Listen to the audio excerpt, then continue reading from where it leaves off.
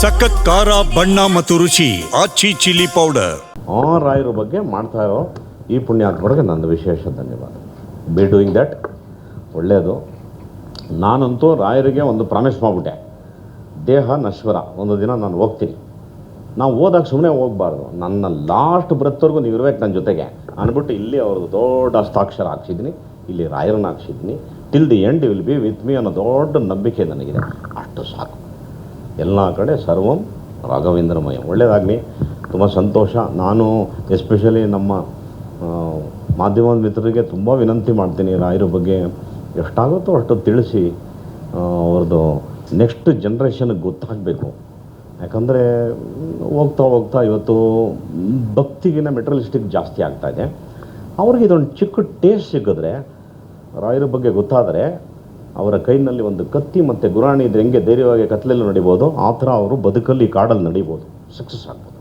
ಅಷ್ಟು ಹೇಳಿ ನನ್ನ ಮಾತು ಮುಗಿಸ್ತೇನೆ. ನಮಸ್ಕಾರ. ನಾನು ಮಂತ್ರಾಲಯಕ್ಕೆ ಹೋದರೆ ಗುರುಗಳಿಗೆ ಪಾದಸೇವೆ ಮಾಡದೆ ಬರೋಲ್ಲ. ಅದನ್ನು ತಮ್ಮ ಮಾಧ್ಯಮದಲ್ಲಿ ಎಲ್ಲೆಲ್ಲರೂ ಬಂದಾಗ ಭಾಳ ಅಪಮಾನಕರವಾಗಿ ಅವಮಾನ ಮಾಡಿದ್ದಾರೆ. ಹೋಗಿ ಬ್ರಾಹ್ಮಣರು ಕಾಲು ಕಟ್ಕೋತಾನೆ, ಅಯೋಗ್ಯ ಅಂತೆಲ್ಲ ಅಂದಿದ್ದಾರೆ. ಆ ಪುಣ್ಯಾತ್ಮರಿಗೆ ನಾನು ಇದ್ರ ಮುಖಾಂತರ ಹೇಳಕ್ಕೆ ಟ್ರೈ ಮಾಡ್ತೀನಿ. ರಾಘವೇಂದ್ರ ಸ್ವಾಮಿಗಳು ಕೂತಂಥ ಜಾಗದಲ್ಲಿ ಈ ಸ್ವಾಮೀಜಿಗಳು ಕೂತ್ಕೊಳೋದು. ರಾಯರು ಯಾವ ವಸ್ತುಗಳನ್ನು ಸುಧೀಂದ್ರ ತೀರ್ಥರ ಕೈಲಿಂದ ತಗೊಂಡು ಅವರು ಪೂಜೆ ಸ್ಟಾರ್ಟ್ ಮಾಡಿದ್ರಲ್ಲ, ಅದನ್ನು ಇವರು ಪೂಜೆ ಮಾಡೋದು. ಅಂದರೆ ಇವರು ಸಂಪೂರ್ಣ ರಾಯರ ಪ್ರತಿನಿಧಿಗಳು. ಅವರನ್ನು ಸುಮ್ಮನೆ ನೋಡಿದ್ರೆ ಸಾಕು, ಆ ಪೀಠದಲ್ಲಿರೋರಿಗೆ ಅನೇಕ ಸಂಕಷ್ಟಗಳಿಂದ ದೂರ ಆಗ್ಬೋದು. ಇನ್ನು ಅವ್ರ ಪಾದನ ಮುಟ್ಟಿ ಸೇವೆ ಮಾಡೋದಿದೆಯಲ್ಲ, ಅದು ಸಾಕ್ಷಾತ್ ರಾಯರಿಗೇ ಮಾಡ್ದಂಗೆ ಆ ಸೇವೆ. ಅದು ರಾಯರು ಏನಾದರೂ ಈ ಕಾಲದಲ್ಲಿದ್ದು ನಾವು ಅವ್ರ ಪಾದವನ್ನು ಮುಟ್ಟಿ ಸೇವೆ ಮಾಡಿದ್ರೆ ಏನು ಫಲ ಬರುತ್ತೋ, ಅವ್ರ ಪಾದ ಮುಟ್ಟಿದ್ರೆ ಅಷ್ಟೇ ಸಿಗುತ್ತೆ. ನನ್ನ ವಿನಂತಿ ಏನು ಅಂದರೆ, ದಯವಿಟ್ಟು ರಾಯರ ಮಠದಲ್ಲಿ ಜಾತಿಗಳನ್ನ ತರಬೇಡಿ, ಜಾತ್ಯತೀತ ಮಠ.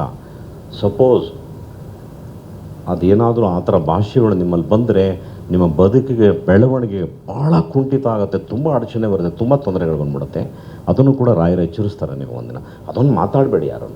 ನಾನು ಇರೋದೇ ರಾಯರ ಮಠಕ್ಕೆ ಸೇವೆ ಮಾಡೋಕ್ಕೆ. ಇವತ್ತೆಲ್ಲ ನಾನು ಕಡೇ ಉಸಿರಿವರೆಗೂ ಸುಷ್ಮಿಂದ್ರ ತೀರ್ಥರಿಗೂ ಪಾದ ಸೇವೆ ಮಾಡ್ತಿದ್ದೆ, ಇವ್ರಿಗೂ ಮಾಡ್ತಾಯಿದ್ದೀನಿ. ಇದು ನನ್ನ ಒಂದು ನಂಬಿಕೆ, ರಾಯರು ಅವರಲ್ಲಿದ್ದಾರೆ ಅಂತ. ಅದೊಂದು ನಿಮ್ಮ ಮುಖಾಂತರ ಹೇಳಬೇಕಾಯ್ತು ಅಷ್ಟೇ.